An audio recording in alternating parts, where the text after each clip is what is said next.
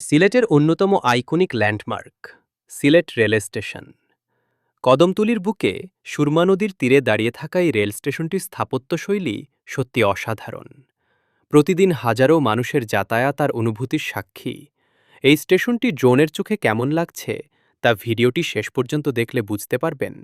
কারো প্রিয় মানুষকে বিদায় জানানোর ব্যাকুলতা, আবার কারো ঘরে ফেরার একরাশ আনন্দ।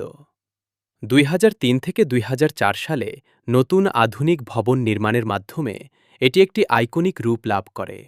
এর মূল প্রবেশপথ এবং ছাদের অনন্য ছাতা আকৃতির বা পদ্মফুলের পাপড়ির মতো ডিজাইন স্টেশনের প্রধান আকর্ষণ।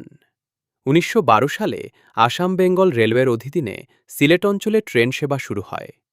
২০০৪ সালে আধুনিকায়ন ও নতুন রূপান্তরের পর ২০০৪ সালের ২৬ অক্টোবর তৎকালীন প্রধানমন্ত্রী নতুন এই স্টেশনের উদ্বোধন করেন। আমাদের নতুন পেজটি ফলো দিয়ে সাথে থাকুন এবং নতুন নতুন ভিডিও উপভোগ করুন। আর ভিডিওটি কেমন লাগলো জানাবেন, আর লাইক, কমেন্ট, শেয়ার দিবেন।